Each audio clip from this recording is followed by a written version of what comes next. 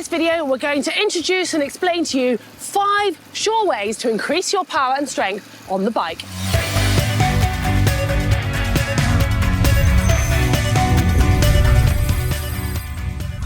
Very few, if any, metrics are more important on a bike than power output. Increasing your strength and your power output is key to improving your performance and riding faster. That sounds obvious, doesn't it? But many cyclists will be training in the wrong effort, intensity, or even terrain to make these gains. So what should you do?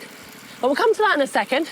But first, if you enjoy our videos, do give us a like, and to support the channel, if you click on the subscribe button, you'll get notified every time we've got a new video.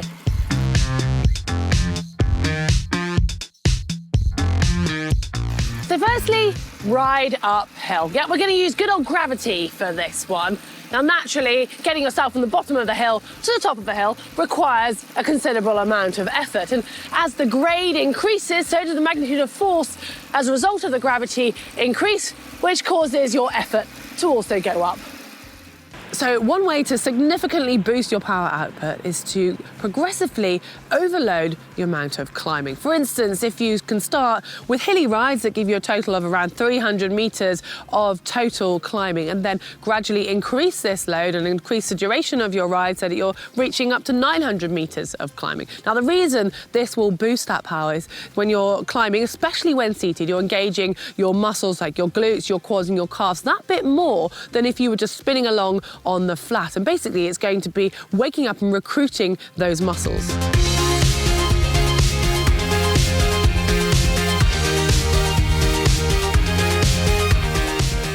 And then there's overgearing, which, as the name suggests, is simply riding in a bigger or a harder gear than you'd naturally opt for. And this is going to naturally reduce your cadence and requiring more muscular force to go through each pedal stroke if you're trying to still maintain that same speed or that same power output. For example, you might ride at 90 RPM whilst holding 250 watts, and then drop down to 60 RPM, but still maintaining 250 watts. As a result, the effort puts more strain on the muscles than the cardiovascular system. It's a bit like weight training, but out on the bike. And it's actually very similar to hill climbing in that it will help improve muscle fibre recruitment. Another way to use your gears to optimise and work on your strength is to ride in a higher gear, but keep your cadence the same. And obviously you don't even need a power meter for this one, but that does mean that you're naturally going to be riding faster and putting out a higher power output, which ultimately is kind of what we're trying to get to. But for this, because it's going to be quite high intensity, look at doing short blocks to start with, say 3 to 4 minutes of working like this intensity, and then taking 1 to 2 minutes of rest and repeating it, and you can gradually build up the duration.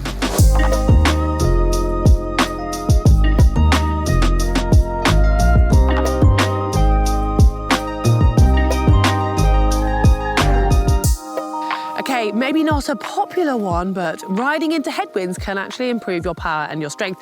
Maybe it's a good one if you live where there are no hills, obviously, as long as it's windy. Now, a little bit like riding in a big gear or riding up hills, it's going to work your muscular endurance. The downside being you can't plan these unless you live somewhere that's windy every day. But when you do see a windy day on the forecast, well, maybe adapt your ride for that. You could potentially do loops that have sections into the headwind, and those parts you want to accelerate, really work hard, dig in, and you can use the recovery on the crosswind and the tailwind sections. And another way is to do short bursts of power. And these can be done on any terrain, even hills, but you can do something as short but very hard, say 10 to 20 seconds of absolute all-out effort, through to more of a zone 5 top-end intensity of 60 to 90 seconds. But whatever you do, you're going to have to give it absolutely everything and utilise all of your muscles, which is going to really help with that muscle fibre recruitment. And these will allow you to tap into that area of fitness and effort that many of us just don't ever really visit. And as a result, it'll continue to lift the ceiling of your power potential.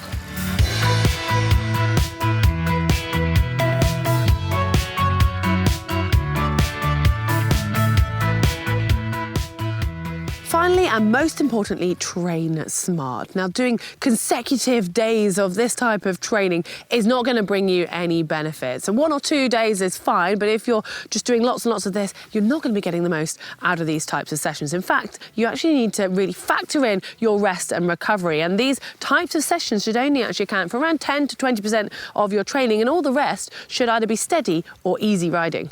In fact, we recommend breaking your training into blocks. How you do it is up to you, but you could play around with a short format of, say, 3 days on and then taking a rest day on the 4th, or you could look at progressively building over 3 weeks and taking your 4th week easy. Whatever you do, you need to make sure you're recovering from the intense workouts and that you're ready to really tackle that next high-intensity session and get the most out of it. Well, I think all that's left now is for you guys to go out and try and see which ones of these you find really helps you boost your power. Let us know how you get on in the comments section below, and hopefully you've enjoyed it. Give us a like.